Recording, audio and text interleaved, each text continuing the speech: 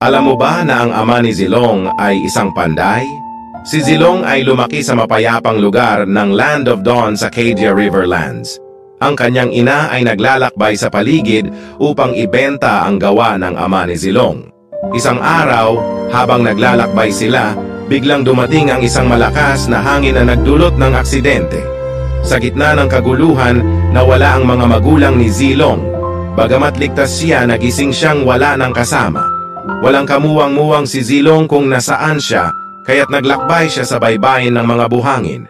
7 araw siyang naglakad, nagtatanong sa sarili kung saan patungo ang kanyang paglalakbay. Sa wakas, sa tabi ng malalaking alon ng dagat, napagod si Zilong at nagpasyang magpahinga. Dito siya natagpuan ng isang dakilang dragon na nagpakita ng malasakit at nag-alok ng tahanan. Sa loob ng 7 taon, nanirahan si Zilong sa altar ng dragon. Sa mga panahong iyon, natutunan niyang mahalin ang kalikasan at maging matibay sa harap ng mga pagsubok. Ang pagkakakilanlan niya ay muling nabuo at sa pagtatapos ng 7 taon ay handa na siyang harapin ang mga pagbabago sa kanyang buhay.